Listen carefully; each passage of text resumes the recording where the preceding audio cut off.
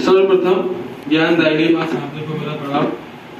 सभा में उपस्थित सभी अतिथिगण एवं मेरे प्यारे मित्रों, मैं नवीन अग्रवाल सलाहकार शाश्वत सेवा समिति में आपका सभी का हार्दिक स्वागत अभिनंदन करता हूँ।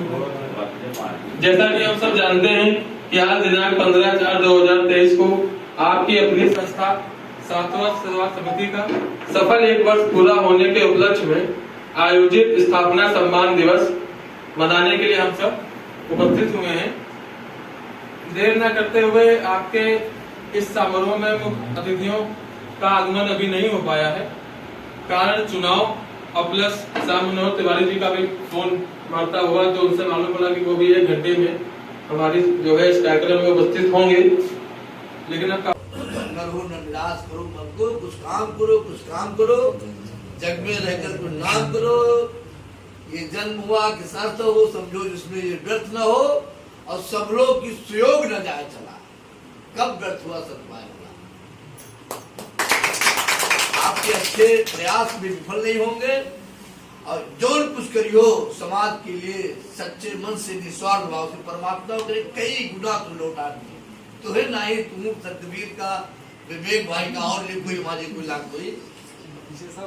हाँ, आप लोग विजय कोई हो। देखो हम लोग संघ जैसे राष्ट्रीय स्वयं संघ का मुख माने थे, जब डॉक्टर साहब चलाए ना संघ, 5 लड़कियों के पास खाली रह रहे, अपने घर के लिए जो कबड्डी खिलाएंगे। आज देखो कितना बड़ा बड़ा छोटा संघ से निकले थे, चाहे अटल जी हो चाहे मोदी जी हो, बताओ दुनिया क्लियर करनी है। और हेड गवान डॉक्टर साहब भी अपने खाए के दुकान बड़े गरीब परिवार से रहे, उनके कहने से कोई इकट्ठा भी नहीं होता, तो वो कहीं तरीके के लड़के छोटे आपके कहे तो अध्यक्ष जिला पंचायत आ गई, यार देखो आप आएंगे वो सब बड़े उनके कहे 500 लड़के से आया रहा, तो 5 पांडव ही स्वीकार और 100 कोनो धरती के भार। अच्छे लोग आवे, कम आवे, ज्यादा आवे, दोनों बात है। परम में कोई पुत्र न चाहे मूर्ख शैतान भी, एक चंद्र तमुहंती न चाहे तारा गण।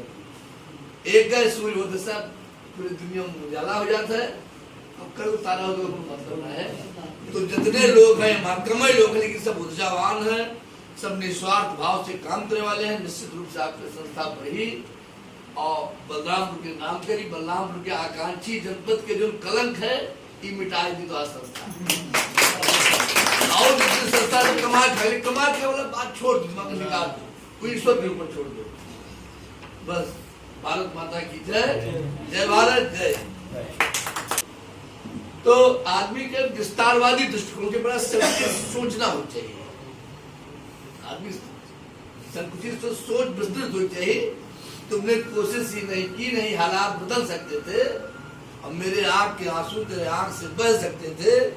तुम तो ठहरे रहे झील की पानी की तरह, झील वाले तालाब हो सकते, दरिया होते तो दूर निकल सकते। तालाब के पानी हो गए ऐसे सीमित होते तो गंधा जाता है, लेकिन दरिया जिनमें बहाव है, प्रवाह है, उस स्वच्छ रात। आपने सोचा हम अपने लड़के के लिए ही काम करो, अपने भाई के लिए ही काम करो, अपने बेटे के लिए काम करो, परिणाम क्या होता है? गंधा जो तो कुछ नहीं हुआ। भगवान राम के सच्चा उत्तराधिकारी के बताओ आप लोग। हाँ, लेकिन हनुमान जी के लड़का ना हो, लड़का उनके लोग को यहाँ हमारा तो सोच की अपने भैया के लिए हम का पाई का की थी, दूसरे के लड़के के लिए चाहे जितना अच्छा है, दूसरे की बिटिया चाहे जितनी अच्छी है तो हम कमी निकाला, हमार बिटिया बस, हमार लड़का बस। लेकिन सोच विस्तृत हो चाहिए। राम को मैं आप उत्तराधिकारी हनुमान का तो योग्यता आप बराबर देखिए, तो आपका सोच अपने घर परिवार से ऊपर उठ के समाज के लिए, क्षेत्र के लिए, एक के लिए परमात्मा आपके पीठ पर हाथ रखी, परमात्मा आपकी मदद करी, और नाम भी मिली, यश भी हुई, कीर्ति भी हुई, सब कुछ सकल सुफल मनोरथ हो तुम्हारे। राम लखन सिंह बहन सुखारी हमारा आशीर्वाद है। उन्नत करे, हम लोगों लायक जो भी हो, सब तन मन धन समय सब कुछ निसंकोच जब भी आप कहोगे, हम अपने आप को बहुत सौभाग्यशाली मानेंगे कि आपने हमें बुलाया। हमने इस काम के लिए हम लोग तो अपने जीवन की बात, उस दिन आपसे बात हुई थी भाई,